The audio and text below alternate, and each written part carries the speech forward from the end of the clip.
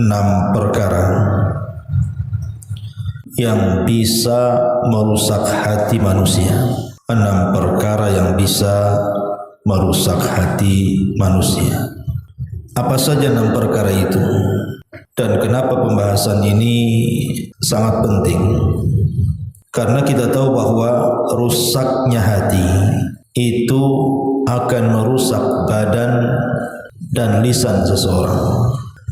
Dan itu berdasarkan hadis yang ma'ruf, ala wa inna fil jasadi mudghah idza saluhat saluhal jasadu kulluh wa idza fasadat fasadal jasadu kulluh ala wa hiyal qalb.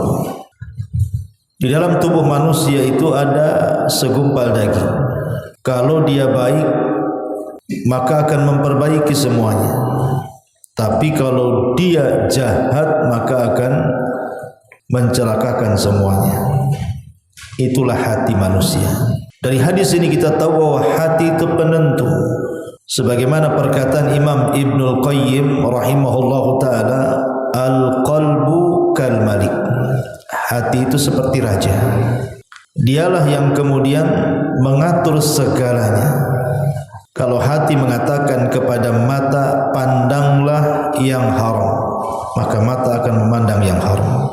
Kalau kata hati, pandanglah yang baik, maka mata pun akan memandang yang baik. Kalau hati mengatakan kepada kaki, langkahlah ke tempat haram, maka kaki akan melangkah ke tempat haram. Begitu juga kalau hati mengatakan, langkahkan kakimu ke tempat yang baik, maka kaki pasti akan melangkah ke tempat yang baik, dan begitu seterusnya. Itulah posisi hati. Makanya kenapa dalam Islam amalan hati itu jauh lebih mulia dibandingkan amalan badan. Amalan hati itu lebih mulia jauh dibandingkan amalan badan. Bahkan amalan badan dan lisan sekalipun diterimanya itu dikarenakan karena amalan hati. Karena amalan hati itu penentu masalahnya. Lah, dari sini kita tahu tentang pentingnya pembahasan ini. Jangan sampai hati kita rusak. Ma'asyiral muslimat yang dimuliakan Allah Subhanahu wa taala. Lalu apa saja 6 perkara yang bisa merusak hati itu? Ini dirangkum dari ucapan seorang imam tabi'in, imamnya para tabi'in, Hasan al-Basri rahimahullahu ta'ala. Qala al-Hasan al-Basri rahimahullahu ta'ala, fasadul qulubi mutawalladun min 6 asya'. Rusaknya hati itu dilahirkan karena 6 perkara. Yang pertama, yudhnibuna bi raja'i taubati. Mereka melakukan dosa dengan harapan mendapatkan tobat. Yang kedua, wa yata'allamuna al-ilma wa la ya'maluna bi. Mereka belajar ilmu agama tetapi tidak mau mengamalkannya. Yang ketiga, wa idza amilu la yukhlisun. Kalaupun mereka mau mengamalkan ilmunya, mereka tidak ikhlas dalam pengamalannya. Yang keempat, wa ya'kuluna rizqallahi wa la yashkurun. Mereka memakan rizki Allah tapi mereka tidak pernah bersyukur. Yang kelima, la yardawna bi kismatillahi azza wa jalla. Tidak pernah merasa puas dan redha dengan pemberian Allah Subhanahu wa taala. Dan yang terakhir, yang nomor 6, wa yudfinuna mautahum wa la ya'tabirun. Mereka menguburkan orang-orang mati di sekitar mereka, tapi tidak pernah mengambil ibrah dari kematian. Inilah 6 perkara yang kita akan jelaskan, dirangkum dari perkataan Al-Imam Al-Hasanul Basri rahimahullah ta'ala. Yang pertama, yudhnibuna bi raja'i taubati. Yang merusak hati adalah mereka melakukan dosa dengan harapan mendapatkan taubat. Ini bahaya dan ini yang paling banyak di masyarakat, di mana orang-orang yang melakukan maksiat kepada Allah Azza wa Jalla, entah mereka tidak salat, artinya meninggalkan kewajiban, entah mereka tidak puasa Ramadan, entah mereka tidak menunaikan zakat, entah mereka sudah sanggup haji tidak haji, atau terang-terangan melakukan maksiat seperti minum khamar, judi, zina dan yang semacamnya. Terkadang kalau diingatkan itu, kapan lu tobat? Kapan kamu mau tobat? Ah, nanti aja, masih ada waktu, saya kan masih muda, nantilah usianya kalau sudah dekat-dekat 60-70 tahun baru saya tobat katanya, atau nantilah habis umroh, habis haji katanya. Kenapa bisa orang itu kemudian mengungkapkan kata-kata seperti itu? Kalau disuruh tobat itu gayanya nanti-nanti, lagunya nanti-nanti. Ah, nantilah, kan masih ada waktu, saya kan masih muda belum tua. Ya tadi karena hatinya rusak, hatinya sudah rusak, di mana mereka melakukan dosa itu biraja'i taubati, karena ada harapan, oh nanti juga kan ada waktu bisa tobat. Bukankah Allah itu Ghafur? Bukankah Allah itu Rahim? Allah itu Maha Pengampun, Allah itu Maha Penyayang katanya. Akhirnya meremeh-remehkan dosa karena keyakinan seperti itu karena rusaknya hati. Dia tidak tahu bahwa ketika dia mengucapkan kalimat seperti itu, bahwa apabila kemudian kita katakan kapan kamu taubat, kemudian dia mengatakan ah nanti dulu, usia saya masih panjang, nanti dulu, saya belum haji, belum umrah dan begitu seterusnya. Dia tidak paham bahwa dia tidak tahu usia dia sampai kapan. Kematian orang itu kan tidak tahu. Siapa yang tahu kematian orang? Wa ma tadri nafsum madza taksibu ghadan wa ma tadri nafsum bi ayyi ardin tamut, kata Allah. Jiwa itu loh tidak tahu apa yang terjadi besok pagi, dan jiwa juga tidak tahu tempat kematiannya di mana. Makanya kenapa para ulama mengatakan jangan menunggu-nunggu tobat. Kalau bisa hari ini berdosa, hari ini juga tobat. Kalaupun besok harus berbuat dosa lagi, ya tobat lagi. Jangan dosanya hari ini, tobatnya minggu depan, gitu maksudnya. Kalau hari ini kita anggaplah tadi 1 jam tadi saya melakukan dosa, maka sekarang langsung bertobat, gitu maksudnya. Jangan sampai ditunda-tunda karena usia kita tidak tahu. Jangan sampai kita mati membawa dosa kepada Allah Subhanahu wa taala. Sering saya katakan, dosanya iblis itu berapa kali sehingga dia diusir dari sorga? Dosanya iblis itu cuma 1 kali aja, di mana Allah Subhanahu wa taala ketika memerintahkan iblis untuk sujud kepada Adam, tak mau. Itu aja dosa dia. Dia tak mau sujud kepada Adam karena perintah Allah. Pertanyaannya, kenapa iblis tak mau sujud? Karena di kepalanya ada syubhat, di mana dia merasa lebih baik dibandingkan Adam karena dia dicipta dari api, Adam dari tanah. Karena merasa baik dialah akhirnya ujub, sombong dan takabur. Sebab itulah dia tak mau sujud. Jadi dosanya iblis cuma 1, tak mau sujud karena perintah Allah. Itu pun disuruh sujud 1 kali saja, dia tak mau. Sebab itulah iblis diusir dari surga. Kita ini kadang-kadang meninggalkan sujud tak berapa kali, kita tak tahu juga. Itu pun mengharap ingin masuk surga. Iblis tidak sujud 1 kali dikeluarkan dari surga, kita pula tak sujud berkali-kali ingin masuk surga. Adam alaihi salatu wassalam juga dosanya 1 kali saja itu, karena gara-gara memakan buah larangan. Kemudian keselak, baru dia ingat bahwa buah itu tak boleh dimakan. Itu saja sudah menjadikan Adam terusir dari sorga. Qulna bitu minha jami'a. Qulna bitu minha jami'a. Keluar kalian semua. Coba bayangkan, Adam melakukan dosa 1 kali, dikeluarkan dari sorga. Kita pula melakukan dosa berkali-kali, tak berapa kita tidak bisa menghitungnya, pun ingin masuk ke dalam sorga. Padahal sorga itu tidak dimasuki kecuali orang-orang yang bersih dari dosa.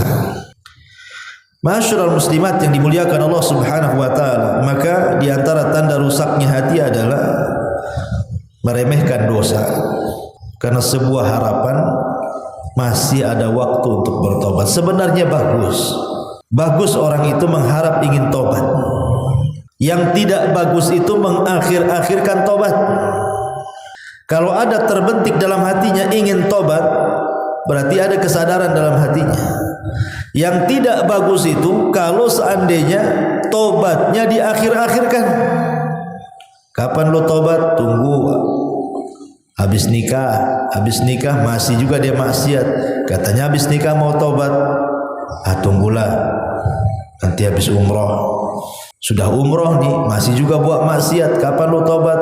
Tunggulah nanti sampai usia saya 40. Udah 40 tahun masih juga. Tunggulah, akhirnya mati sih. Ceritanya tunggu saja tuh. Ini yang pertama. Yang kedua, wa ya'malunal ilma wa la ya'maluna bi. Mereka mempelajari ilmu agama tapi tidak untuk diamalkan.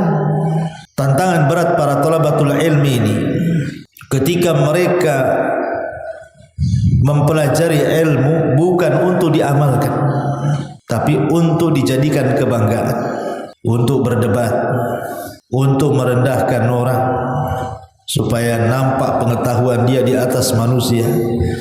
Bukan itu tujuan belajar. Ibu datang kemari, duduk di majelis taklim seminggu sekali, atau di tempat lain seminggu sekali, atau di tempat lainnya. Terkadang ada ibu itu yang bisa ngaji dalam seminggu itu di 4-5 tempat. Untuk apa coba? Datang jauh-jauh ke pengajian dulu untuk apa? Tujuan kita ngaji itu kalau pulang dapat bekal jadi amalkan. Itu tujuannya. Karena rusaknya hati, kata Hasan Al-Basri, ketika orang belajar tidak ada niat untuk mengamalkan pengetahuannya. Memang tidak semua pengetahuan harus diamalkan. Seperti ibu punya pengetahuan tentang haji, tetapi kan ibu tidak bisa haji karena tak ada duit. Ya terpaksa kan gugur haji bagi ibu. Jadi tidak semua yang ibu ketahui harus diamalkan, tetapi minimalnya yang bisa diamalkan, amalkan. Yang tidak bisa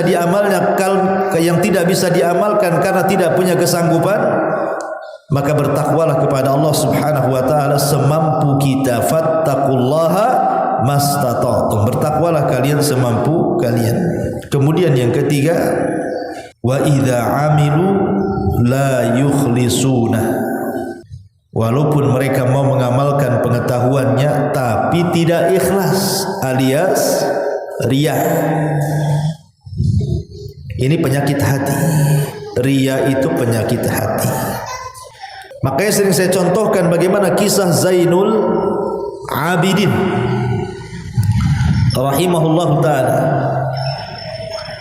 Zainul Abidin ini dikenal dalam sejarah orang yang banyak memberikan sedekah, tetapi sedekah yang diberikan Zainul Abidin ini sadaqatus sir, sedekah yang tidak terang-terangan. Tidak ada yang tahu kalau Zainul Abidin ini dia bersedekah. Kenapa? Karena sedekahnya tengah malam, ketika manusia sedang tertidur, dia menggendong gandum kemudian meletakkan di depan setiap fuqara wal masakin sebanyak 70 pintu setiap malamnya. Diletakkan satu di sini, diletakkan satu di sana, diletakkan satu di sana lagi. Subhanallah. Setiap orang miskin ini besoknya membuka pintu sudah ada makanan tuh di depannya tuh. Enak enggak? Enak lah. Buka pintu udah ada beras di situ kan. Enggak perlu beli-beli.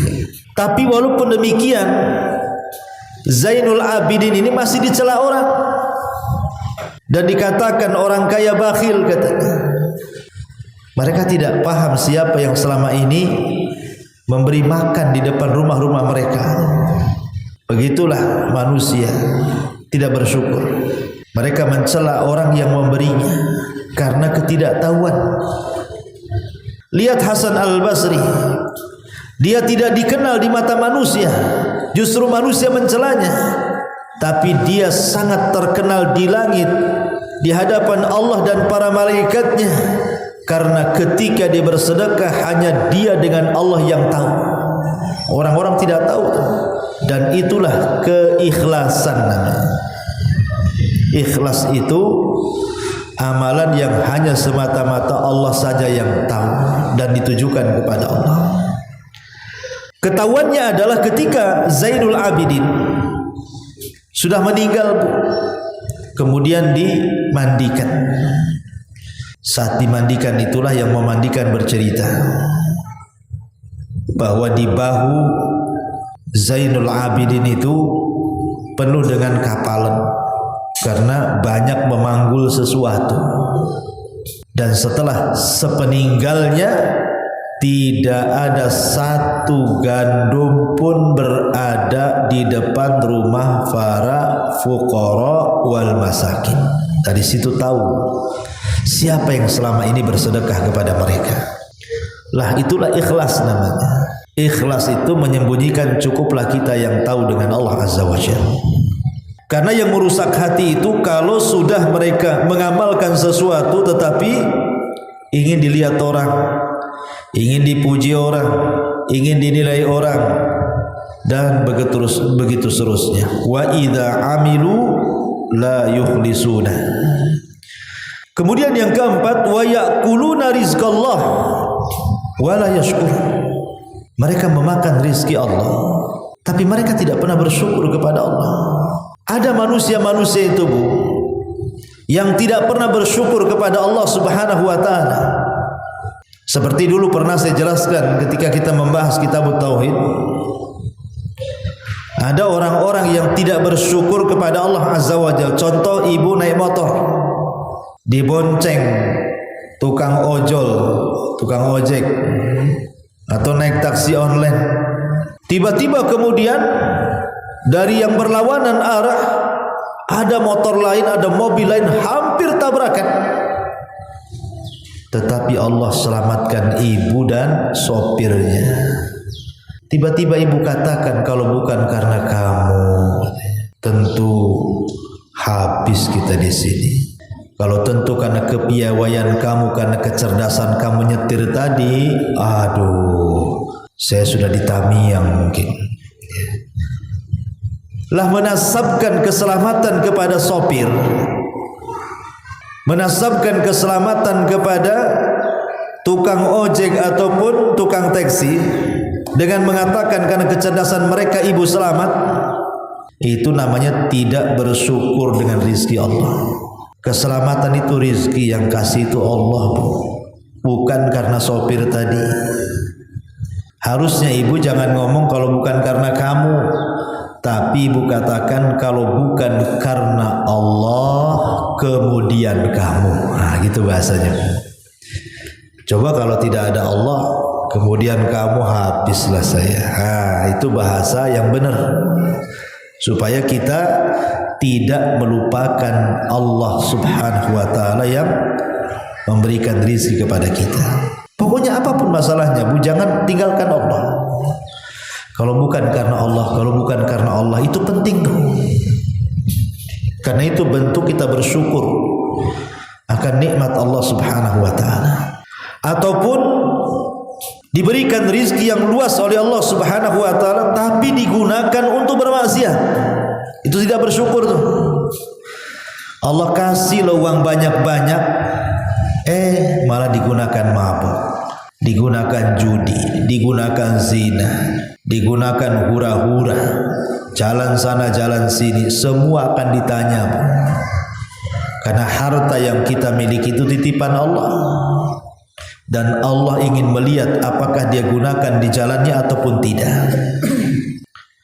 Jangan seperti Qarun yang dititipi harta tiba-tiba sombong melawan Nabi Musa, bahkan menasabkan nikmat itu kepada dirinya pula. Innama utituhu min ilmin inni, kekayaan ini karena saya cerdas, kata Qarun. Maka Allah katakan fa khassafna bihi wa bidarihi al-ardh, kami tenggelamkan Qarun dan seluruh kekayaannya. Kemudian yang kelima, wala yardawna bi qismatillahi azza wa jalla, tidak redha dengan pemberian Allah. Ini orang yang sakit hati ini, orang yang rusak hatinya adalah tidak rela, tidak redha dengan pemberian Allah. Seorang muslim itu harus qanaah. Qanaah itu redha, ikhlas apapun yang Allah berikan. Karena terkadang ada orang-orang yang sengaja Allah Subhanahu wa taala fakirkan, sebab kalau dia kaya makin melampaui batas. Seperti Allah mengatakan, kalla innal insana la yatgha an ra'ahu istaghna. Terkadang manusia itu melampaui batas ketika dibentangkan rezeki kepada dia. Ada orang yang memang sengaja diberikan kekayaan oleh Allah, sebab kalau dia fakir, jahat dia, kufur dia. Karena banyak orang-orang fakir ini melakukan kejahatan, melakukan kekufuran dan kesyirikan. Jadi ada orang-orang yang sengaja Allah buat kaya dan tidak Allah buat miskin, sebab kalau miskin dia rusak. Ada orang-orang sengaja Allah buat dia miskin, sebab kalau Allah berikan kekayaan melampaui batas dia. Ada orang-orang diberikan sakit, sebab kalau sehat jahat dia. Ada orang-orang diberikan kesehatan, sebab kalau dia sakit makin jahat dia. Tidak bersyukur kepada Allah Azza wa Jalla. Jadi semua itu tidak lepas daripada hikmah, tidak lepas daripada hikmah yang Allah Azza wa Jalla berikan kepada kita. Makanya kalau hati ingin tenang, jadilah hamba Allah yang qanaah, menerima pemberian Allah Subhanahu wa taala. Sedikit diberi alhamdulillah, banyak diberi alhamdulillah. Sebab kalau kita menerima sesuatu pemberian dengan ikhlas, itu hasilnya akan berkah. Terkadang yang sedikit ini cukup, dan terkadang yang banyak pula tak cukup. Begitulah qanaah. Kalau orang qanaah biasanya membanyakkan yang sedikit, tapi kalau tidak qanaah menyedikitkan yang banyak.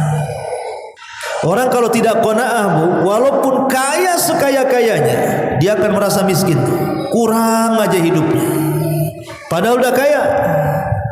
Makanya sering saya contohkan, saya kenal orang kaya di Batam dulu, Masya Allah kaya. Sekali kena corona, dihantam perusahaannya, nyungsep.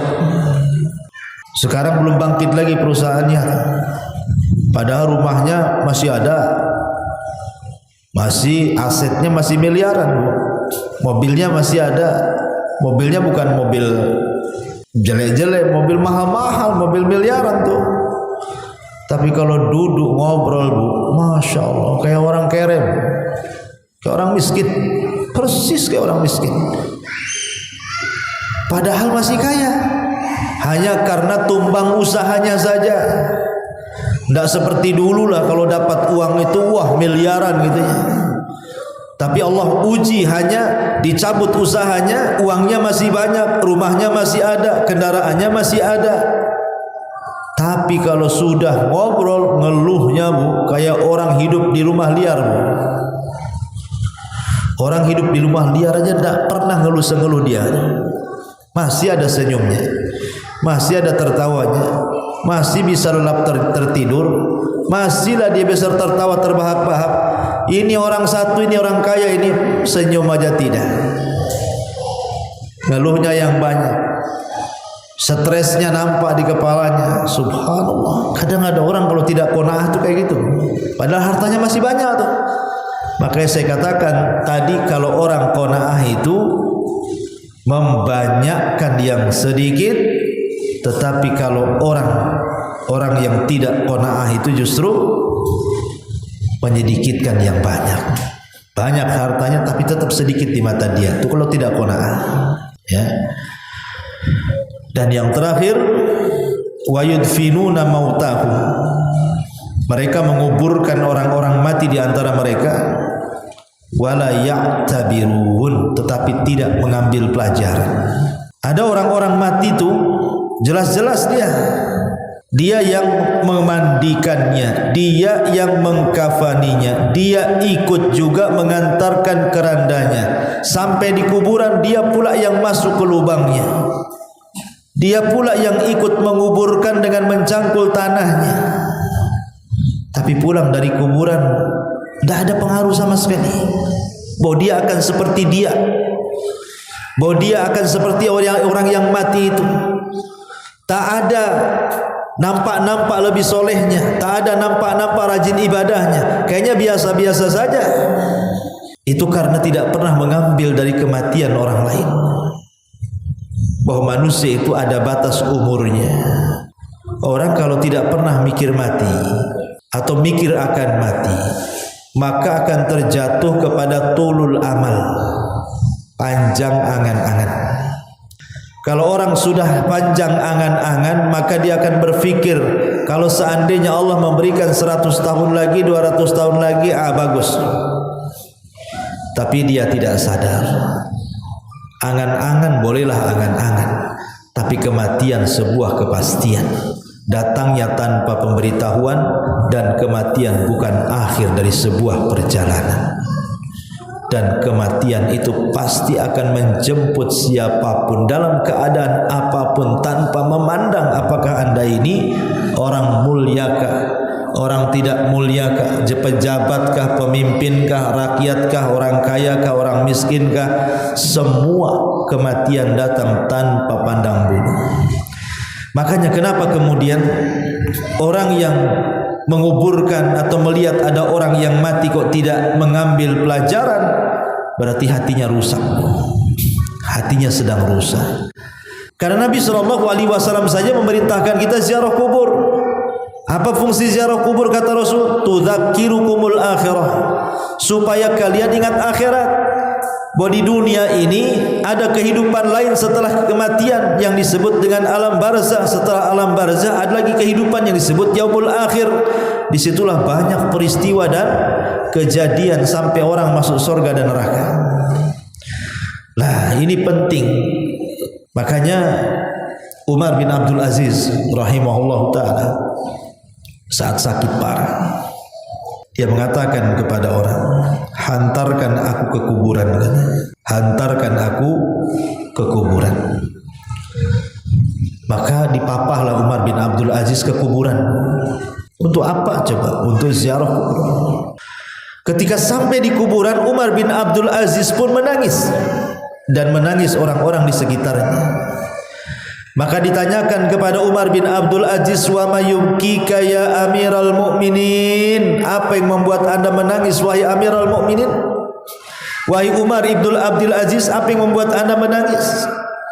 Maka Umar ibn Abdul Aziz mengatakan, celaka kalian kalau seandainya Allah masukkan aku ke liang lahat, saya tidak tahu fa ayyu fariqaini ana, di kelompok mana saya akan diletakkan katanya. Kalau aku mati, kata Umar bin Abdul Aziz, di kelompok mana saya akan diletakkan itu? Apakah di kelompok fariqun fil jannah wa fariqun fis sa'ir, ataukah saya dikelompokkan dengan kelompok-kelompok yang akan masuk ke dalam surga, ataukah saya akan diletakkan di kelompok yang akan masuk ke neraka syair? Saya tidak tahu. Saya tidak tahu, makanya saya menangis. Makanya Utsman ibn Affan radhiyallahu an juga sama, apabila diingatkan tentang kuburan dia menangis terseduh-seduh. Apabila diceritakan tentang neraka dia biasa saja. Dikatakan, wahai Utsman, Dikisahkan di hadapanmu neraka, kau biasa-biasa saja. Dikisahkan kepadamu tentang alam kubur, kau bisa menangis sampai sedemikian rupa. Apa jawaban Utsman ibn Affan radhiyallahu an? Wailakum, celaka kamu. Kuburan itu raudun min riyadil jannah au hufratun min hufarin nar. Ingat, kuburan itu bisa menjadi taman yang menuju ke taman-taman sorga, atau boleh jadi itu sumur yang menuju kepada sumur-sumur neraka. Naudzubillah. Ya, makanya orang yang mengingat kematian sehingga dia takut kepada Allah, semangat ibadah, memperbanyak bekal, berarti hatinya hidup. Tetapi orang yang ketika melihat kematian, melihat kuburan, kok tidak ada pengaruh dalam kehidupannya, berarti hatinya rusak. Itulah harus diperbaiki. Inilah 6 perkara yang disebutkan oleh Hasan Al-Basri rahimahullahu ta'ala. Kalau ada pada diri seseorang, ketahuilah bahwa orang itu sedang rusak hatinya. Berarti kalau ingin baik hatinya, lakukan kebalikannya. Lakukan kebalikannya. Kalau kita berbuat dosa, segeralah bertobat. Segera bertobat. Kemudian yang kedua, kalau kita belajar, segera amalkan. Kemudian yang ketiga, kalau kita mengamalkan, usahakan ikhlas. Kemudian yang keempat, makanlah dari rizki Allah dan usahakan bersyukur. Kemudian yang kelima, qanaahlah dengan cara redha apapun yang Allah berikan kepada kita. Dan yang terakhir, ambillah pelajaran dari setiap kematian. Inilah diantara 6 perkara yang bisa menghidupkan hati kita. Wallahu a'lam.